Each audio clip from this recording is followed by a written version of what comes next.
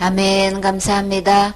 구원상담 8번 결심 사도행전 2장 36절 말씀. 그런즉 이스라엘 온 집이 정령할지니 너희가 십자가에 못 박은 이 예수를 하나님이 주와 그리스도가 되게 하셨느니라 하니라. 저희가 이 말을 듣고 마음에 찔려 베드로와 다른 사도들에게 물어 가로되 형제들아 우리가 어찌 알고 하거늘 베드로가 가로되 너희가 회개하여 각각 예수 그리스도의 이름으로 침례를 받고 죄 사함을 얻으라. 그리하면 성령을 선물로 받으리니. 아멘. 지금 이때가 언제 때의 말씀인 거예요? 우리 2장 1절에 보면 오순절날이죠. 오순절날의 이름에 어떤 일이 일어났었어요? 다 같이 한 곳에 모였죠. 이곳이 모인 곳이 어디인가요? 다락방에, 그쵸? 다락방에서 이제 모여서 있는데, 그 사도행전 그 1장 13절에 보면, 이때 누구누구 모였어요?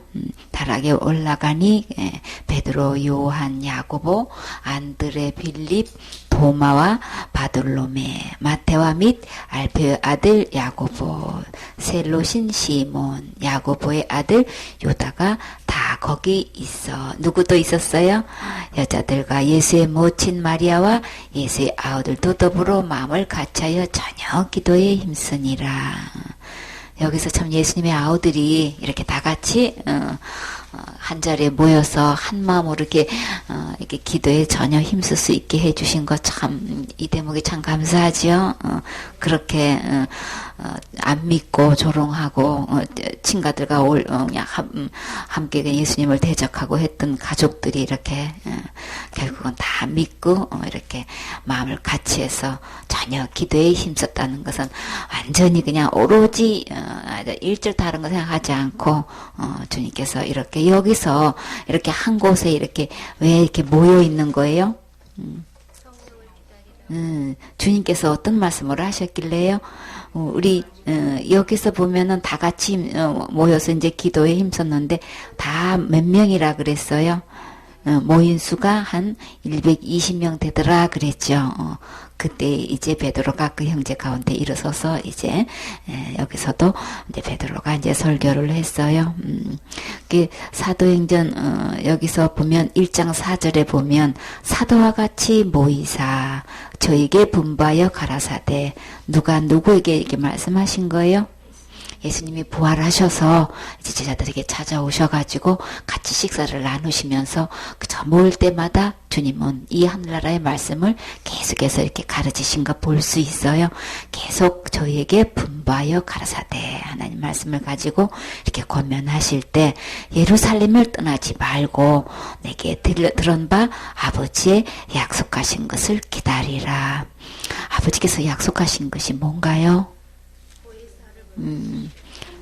우리 8절에 보면 여기서 5절에 요한은 물로 침례를 베풀었으나 너희는 몇 날이 못되어 뭘로 침례를 받아요? 성령으로 침례를 받으리라 하셨느니라.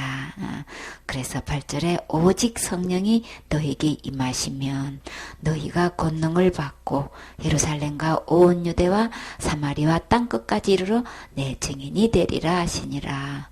성령의 침례를 받으면 그러면 어떤 일을 하길래 주님께서는 이렇게 예루살렘을 떠나지 말고 이렇게 모여 있으라 이렇게 언제까지 아버지께서 약속하신 곧 이 성령을 침례로 주실 건데 그거 받으라고 그쵸? 그때까지는 떠나지 말고 이렇게 모여 있으라 이렇게 말씀을 하셨는데 여기 이제 현대어 성경의 1장 8절을 어떻게 표현하셨냐면 그러나 성령이 너희에게 오시면 너희는 권능을 받게 될 것이다.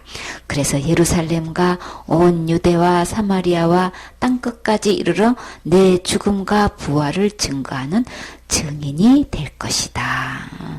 더 복음을 분명하게 설명해 줬죠. 그쵸? 이렇게 이 권능을 받아가지고 증인이 되라고 하셨는데 도대체 뭐 어떤 증인이 되는 거야? 땅 끝까지 이르러 내 증인이 되라고 하는데 어떤 증거하는 거예요? 예수님의 십자가의 죽음과 부활을 증거하는 거죠. 그러니까 우리가 성령을 이렇게 침례를 받는 그 목적은 오직 복음 전하는 거예요. 그쵸? 나는 지금 현재 이제 이렇게 하나님의 성령의 충만함을 받아서 정말 예수님의 죽음과 부활을 나는 증거하고 있는 증인이 지금 되어 있는지, 주님은 이렇게 그럴 때까지 이렇게 성령님이 임하셔서 그 권능을 주실 때까지 우리는 이 양육 받아야 되는 거죠. 하나님의 이 복음 들어야 되는 거예요. 그죠? 듣다 보면 그 권능이 넘쳐서 나가서 막 전하고 싶어서 못 견뎌요. 그죠? 이렇게 해서 이제 그 오순절날 이렇게 모였다고 하셨죠. 그래서 레위기 23장 5절에 정월 14일 저녁이 여호와의 유월절이다 그랬어요. 6절에 보면 이달 15일은 그 다음날, 유월절 다음날은 여호와의 무교절이니 7일 동안 너희는 무교병을 먹을 것이요. 이렇게 여호와의 유월절 때 어린 양의 피를 이렇게 문설주 좌우에다 바르라 그랬죠. 그러면 재앙의 죽음이 사자가 지나갔었죠. 이렇게 이 유월절은 가족끼리 이렇게 드리는 절기예요. 이렇게 해서 그 다음 날에는 이렇게 무교병을 먹는데 절대로 여기서는 그 누룩을 넣지 않은 무교병을 먹어야 되는 거예요. 우리가 이렇게 예수님 개인의 유월절이 있은 이후로 우리 이거 보면 순전한 신령한 전만 먹는 이 기간이 필요하죠. 그렇죠? 갓 태어나서 영적으로 이렇게 거듭난 자녀들에게는 이게 무교병 전혀 다른 거 섞이지 않은 순수한 예수 그리스도의 이 초유, 그죠? 구원의 확신에 대한 이 말씀을 듣는 게 필요해요. 그래서 어느 정도 7일 동안에는 이렇게 해야 되는데 어느 정도 이제 자라가게 되면 이유식도 곁들이는 것처럼 영적으로도 이 무교절이 먹는 이 절기가 있는 것처럼 우리 이것도 정말 순수한 이 복음의 말씀만 듣는 게 필요하지요. 그래서 23장 16절에 보면 이 오순절은 어떻게 계산하냐면 이 6월절과 그 다음날 무교월절 그 다음 16일부터 계산해서 이제 15일이 되는 거예요. 그래서 이것을 이 오순절을 77절이라고도 해요. 7 곱하기 7은 49, 77절 다음 날이다. 그러니까 하루 더 포함해서 16절에 제7일 안식일 이튿날까지 이튿날이니까 그 다음 날인 거죠. 합 50일을 계수하여 새 소제를 여호와께 드리되 이렇게 말씀되어 있죠. 이렇게 해서 레위기 23장 15절에서 21절은 이 오순절에 대해서 7절에 대해서 이렇게 자세히 기록되어 있어요. 그래서 정월 16일부터 50제가 되는 날이 이제 오순절 기간인데 이때 이제 성령께서 임하신 거예요. 다락방에 모여서 전혀 일절 다른 거 신경하죠. 오로지 이제 주님께서 약속하신 이 성령을 주시기까지 이제 이렇게 기다리셨는데 이때 이 오순절을 AD 70년 경우에는 우리 예루살렘이 성전이 파괴됐죠. 이렇게 파괴된 이후로 이 7.7절을 그냥 이렇게 성전이 이제 파손된 이로 이렇게 절기를 지키지를 못하니까 그때로는 이제 이 흐름이 어떻게 됐냐면 그냥 시내단에서 율법을 이렇게 수여받은 그 기념을 하는 절기로 이렇게 바꾸어졌어요. 이제 그들이 이제 전하는 걸로.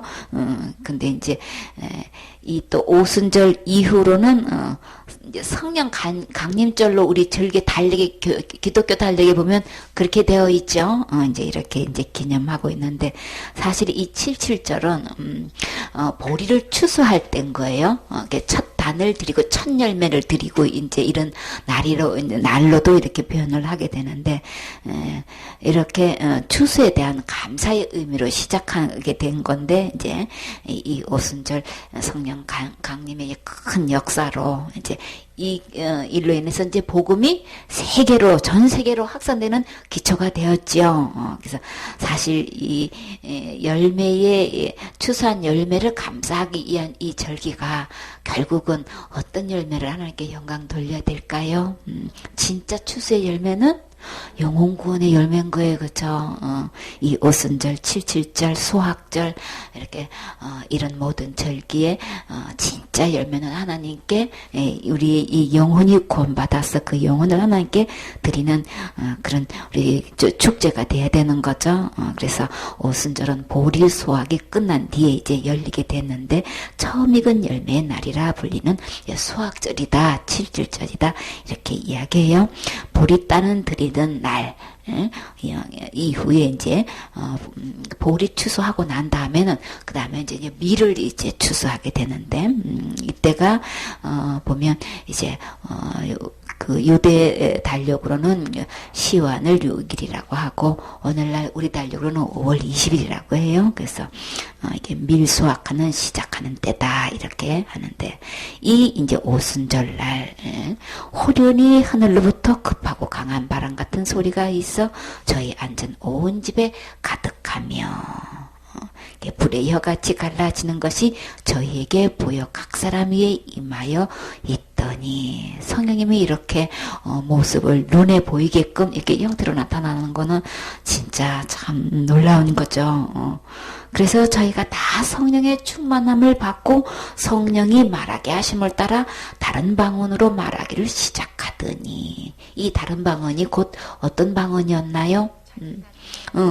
지금 각 나라 각국어로 지금 방언을 하고 있는 거예요. 전혀 듣지 못한 아니고 외국어 방언을 하고 있는 거예요. 그렇죠? 우리로 말하면 쉽게 말하면 영어로도 하고 있고 막 중국어로도 하고 있고 일본어로도 하고 있고 막 이렇게 그런 외국어 발음으로 막 이렇게 방언을 하고 보니까 이들은 갈릴리 사람이고 거의 다 그냥 어부 출신 애들이 이렇게 모였기 때문에 사실 뭐 이렇게 학식적으로는 이게 배운 사람들이 별로 없는데도 불구하고 이렇게 유치하게 어느 날 갑자기 학원 다니는 것도 아닌데 뭐 어떤 뭐 연수한 것도 아닌데 지금 뭐예요? 갑자기 이렇게 방언으로 각국 방언을 한다는 건 이건 엄청난 놀라운 일인 거예요, 그렇죠? 이게 오순절날은 이게 이 명절이고 각국 나라에서 모여가지고 이 축제를 벌이기 때문에 각국에서 다 모여 있는 상태란 말이에요, 예루살렘에.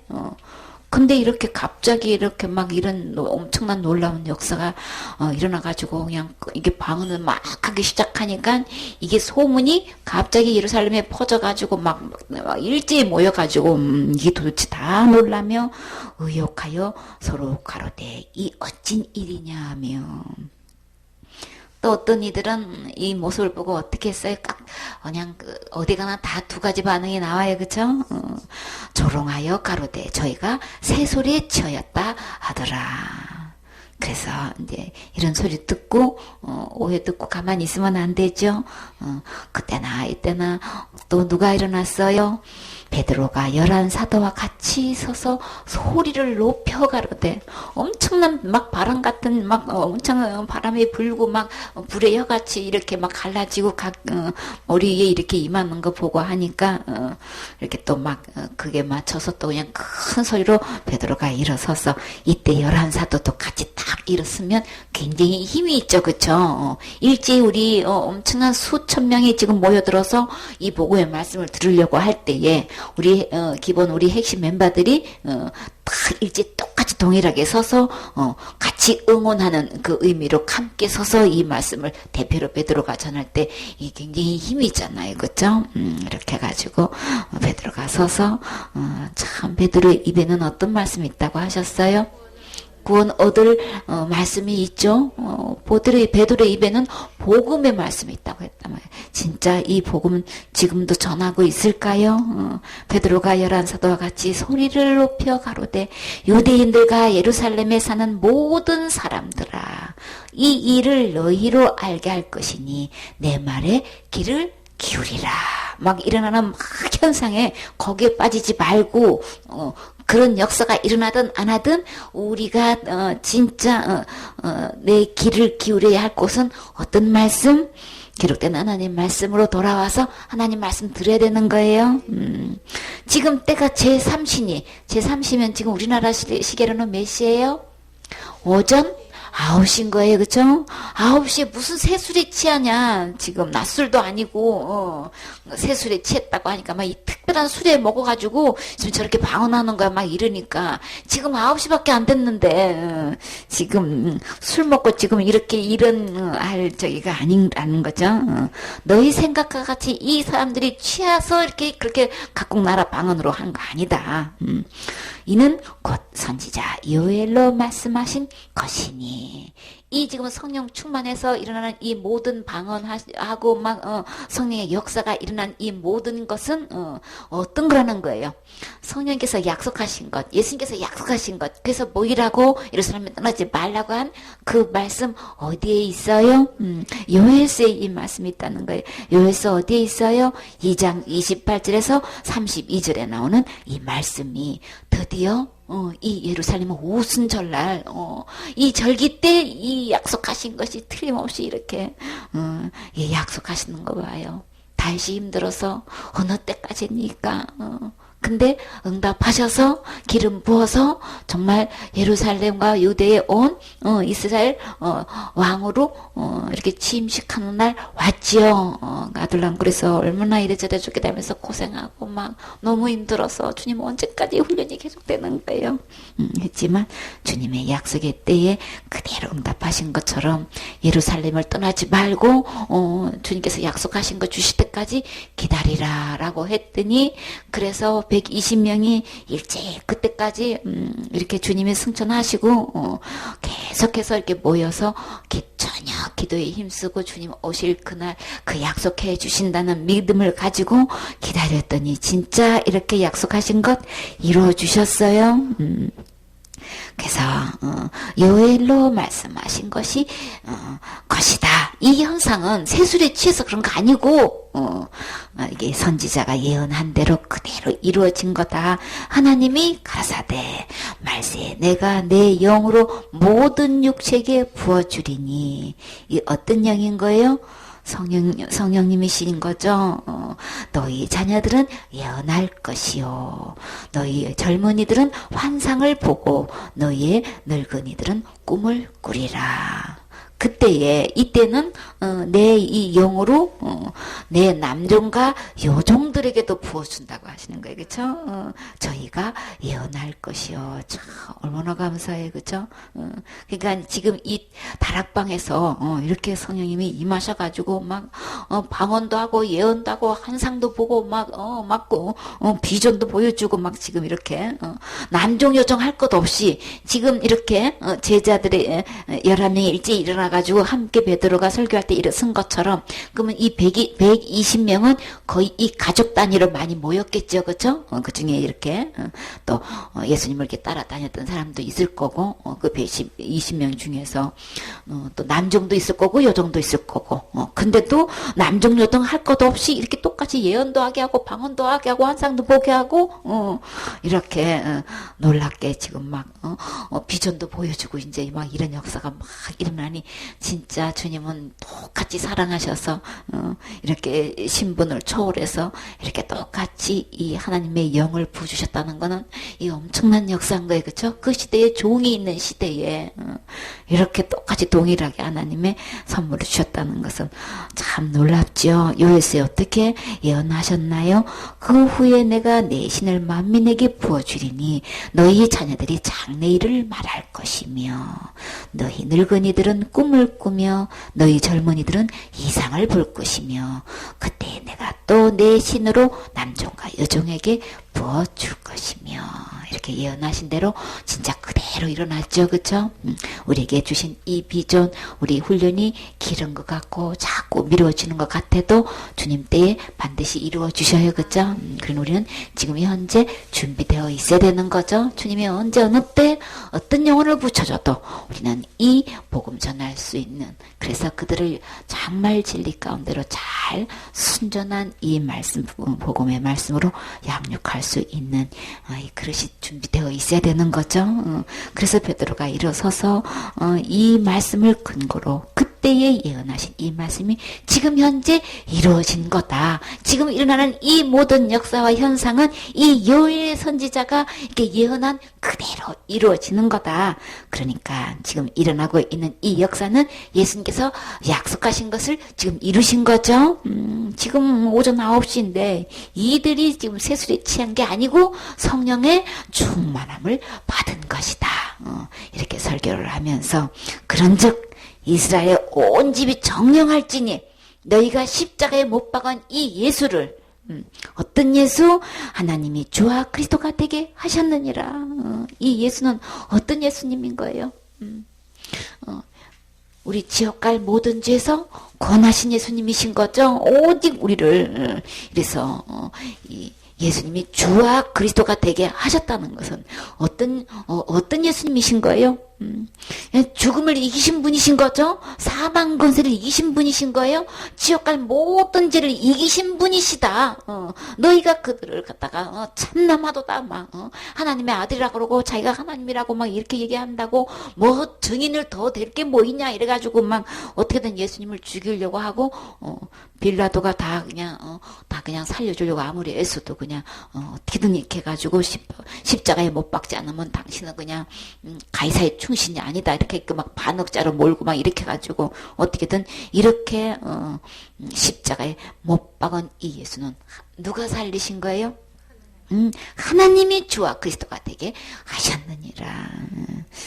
이 예수님은 우리 이 지옥까지에서 권하실 분 이분은 예수님밖에 없어요. 그렇죠? 저들이 이렇게 십자가에 못 박았지만 주님은 주가 되게 하셨어요. 주님은 아무리 죽어도 주인이신 거예요. 어떻게 사람들이 하든 간 예수님은 주인이신 거예요. 주와 그리스도가 되게 하셨느니라. 그러나 속에 이 예수님이 사람들이 어떻게 지금 했던가 예수님은 그들은 하나님의 아들이라고 하고 하나님으로 이렇게 동등하게 여기니까 그들은 그렇게 죽였지만 그러나 하나님은 하나님이신 거예요. 그렇죠? 하나님을 하나님으로 증명하시는 것은 부활로 증명하신 거예요. 결국은 하나님은 이렇게 친히 나무에 달리신 거지 그들에 의해서 죽으신 거 아닌 거예요. 왜 친히 나무에 달리셨어요? 우리 지옥 갈 죄를 해결하시기 위해서 달리신 것이지. 그러나 사람으로 볼 때는 그들이 정녕 예수님을 죽인 건 맞아요. 그렇죠? 그러나 주님은 그렇게 그들에 의해서 그렇게 된 게 아니고 친히 나무에 달리셔서 내 지옥 갈 문제를 해결하시기 위해서 이렇게 주가 되셨고 하나님이 되셨고 그리스도가 되셨고 이렇게 부활하신 거로 증명하셨지요. 저희가 이 말을 듣고 왜 이렇게 예수님을 십자가에 못 박았어요? 몰라서 그랬지요. 몰라서 이렇게 참나만 말을 하는구나 막 해가지고 십자가에 못 박는 일에 그냥 십자가에 못 박아서 하고 그냥 그 데모하는 일에 한 일행이 돼가지고 이렇게 못 박았는데 이 베드로의 설교의 말씀을 딱 듣는 순간 그들이 이거 막 아차 싶은 거야. 막 세상에 그리스도를 우리의 주를 하나님을 우리가 못 박았다고 세상에 이런 일이 있을 수가 있을까? 이거 어찌할꼬? 그래서 그들의 그 말씀을 듣고 어떤 현상을 일으켰어요? 마음에 찔려. 하나님의 이 말씀이 찔리기라도 하면, 그쵸? 마음에 찔려가지고 어찌할꼬. 그냥, 이 가슴을 치는 순간이 있어도 살 길이 있어요. 하나님의 말씀을 듣고, 마음을 강박하게 해가지고, 막, 자기 생각대로 그냥, 자기가 아는 대로, 배운 대로 그냥, 자기 그냥 신학대로 그냥, 이 하나님의 예언한 이 요햇을 통해서 그 예언한 그 말씀이 그대로 이루어지는 거다. 너희들이 그렇게 예수님을 못 박아서 그냥 십자가에 죽었지만, 주님은 주가 되게 하시고 그리스도가 되게 하셨다. 그는 부활하셔서 승천하셨다. 이 모든 말씀을 듣고 진짜 가슴을 치고 어찌할꼬 그러니 몰라서 그랬는데 이거 어떻게 하면 좋겠냐고. 우리 이런 순간이 있어야 되는 거예요. 우리가 여태까지 난 그런 말씀을 들어본 적이 없어요. 지옥 갈 모든 죄를 있으면 다 해결해서 내가 할 것도 없이 예수님이 완벽하게 해결해 주신 것 왜 우리 교회 목사님은 왜 안 가르친대요? 우리 교회 부목사도 그렇게 많고 전도사도 그렇게 많고 신방 저기 사역자도 그렇게 많은데 어쩌자고 나는 여기서 한 번도 들어본 적이 없어요. 이런 사람이 한두 명이냐 말이에요. 그렇게 몇십 년 동안 교회 다니면서 한 명도 없다고 하니 한 번도 들어본 적이 없다고 하니 그러나 지금 듣고 이들처럼 이 말씀을 찔려서 제가 어찌할꼬 이런 심정 가지면 주님께서 그 문제 해결해 주셔요. 베드로가 가로되 너희가 회개하여 가슴에 찔려서 마음에 찔려서 어찌할꼬 탄식할 때 우리는 어떻게 하면 돼요? 회개하면 돼요. 회개는 어떻게 하는 거예요?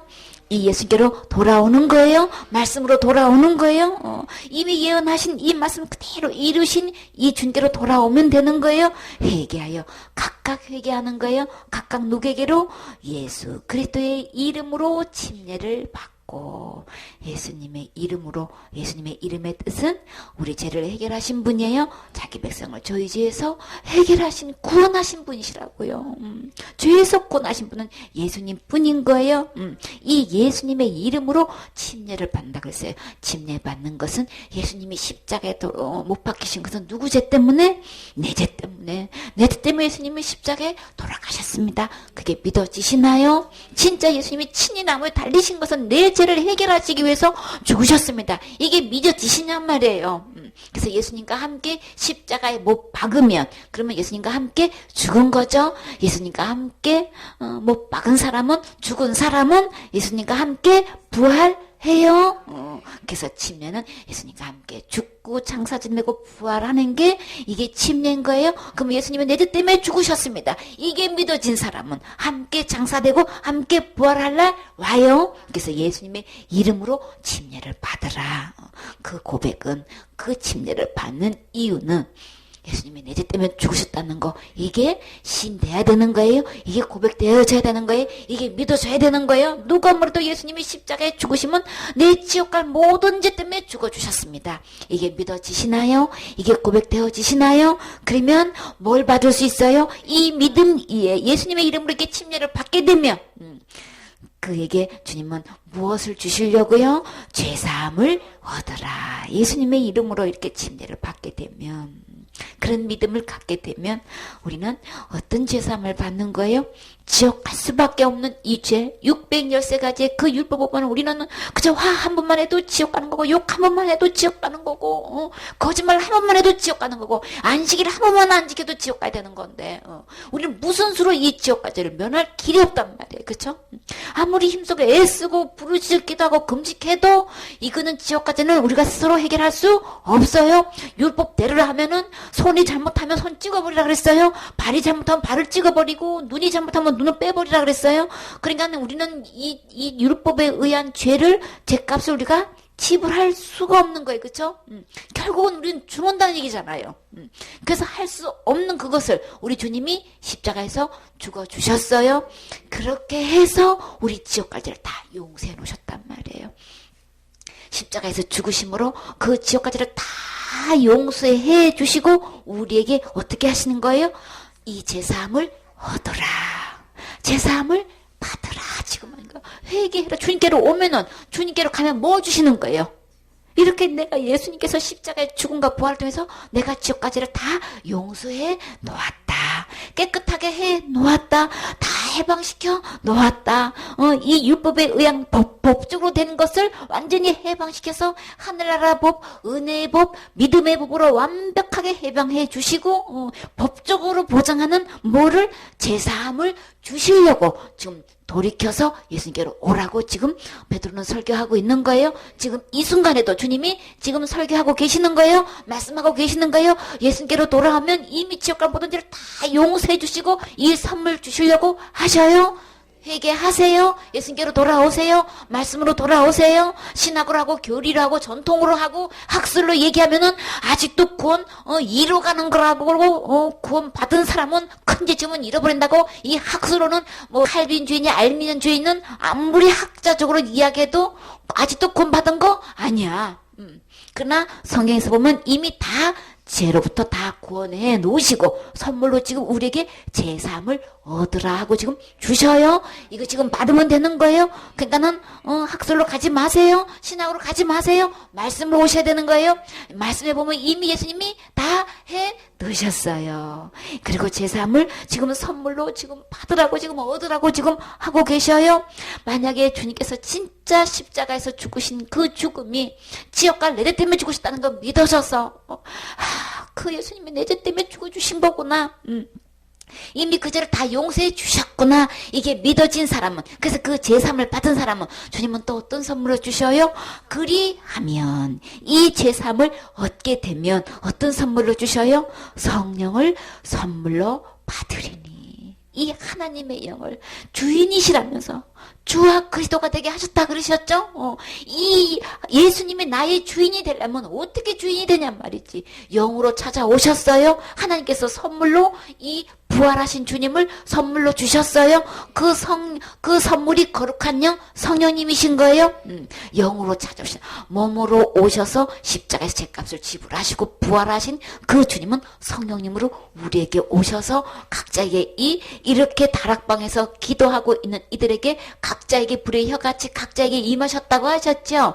그런 것처럼 지금 우리에게 찾아오셔서 이 선물을 주셨어요.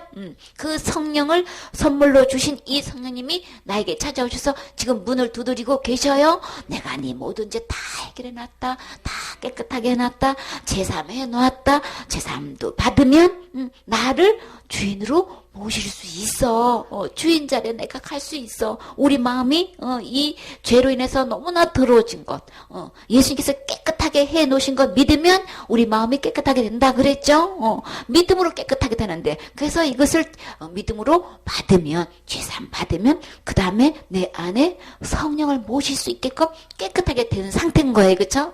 그래서 제삼을 받게 되면 성령을 선물로 받을 수 있어. 예수님의 영, 그리스도의 영, 하나님의 영, 진리의 영 되시는 성령님을 내 마음의 주인으로 모실 수 있어. 지금 이렇게 말씀하시는 거예요.